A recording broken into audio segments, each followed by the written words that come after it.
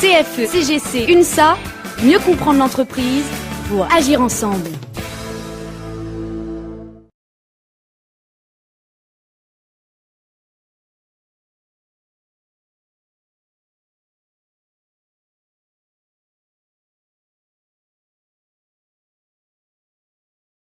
Quand on analyse un peu finement la situation, et c'est là où la situation est assez catastrophique, parce qu'on a beau réexpliquer ça à la RH plusieurs fois par jour, en envoyant des mails, en envoyant des études, ça n'a pas l'air de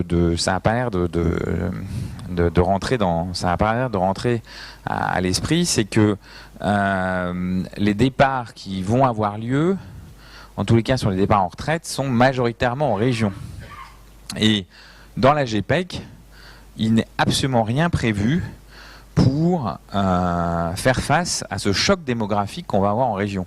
C'est-à-dire qu'en région, on n'est pas à un départ sur 10, on n'est pas à une suppression d'emplois sur 10. On est à quasiment 1 sur 6 ou 1 sur 7. On a des services sur lesquels on a regardé, on est à 25%, voire 30% des effectifs qui partent dans les 3 prochaines années. Donc, je ne sais pas très bien si des gens réalisent. Alors, vous allez me dire, le chef, en général, de l'unité, il s'en préoccupe pas lui-même, parce que lui-même, il va partir.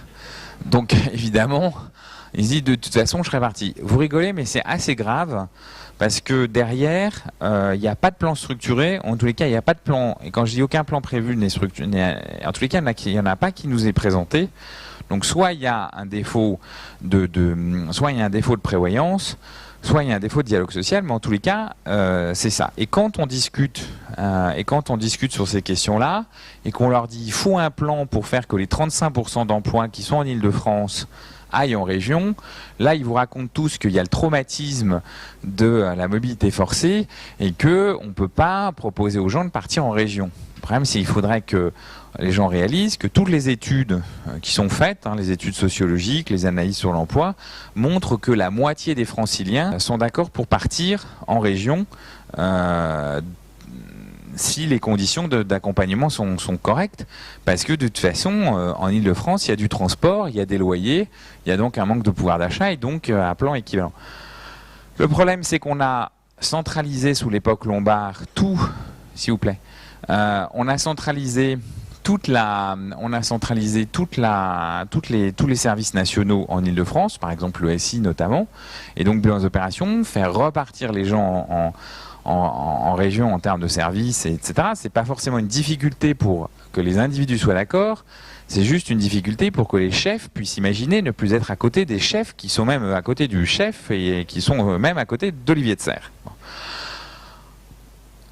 C'est extrêmement dévastateur pour l'organisation de notre entreprise d'avoir 35% de l'emploi en Île-de-France alors que nous n'avons que 20% de nos clients.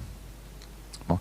Mais là-dessus, nous plaidons le transfert de ces fameux 10 000 emplois d'Île-de-France vers les régions, parce que sinon, qu'est-ce qu'on va avoir? On va avoir des régions avec des bassins d'emploi qui vont pas être au niveau, et on n'aura plus d'évolution, de carrière dans les régions. Et le TPS, il a certes ses grands avantages pour ceux qui y sont éligibles, mais ceux qui ne sont pas éligibles, ou ceux qui n'ont pas d'avenir dans ce TPS et qui sont en région, leur carrière en région, je me demande bien ce que ça va être, et on va revenir par un autre biais, qui n'était pas celui qui était souhaité, mais on va revenir à la même situation sociale qu'on a connue, c'est pour faire ta carrière, t'as qu'à monter à Paris. Donc là, on a quand même un vrai choc démographique sur lequel ça va créer des tensions opérationnelles dans les services qui vont être extrêmement violentes.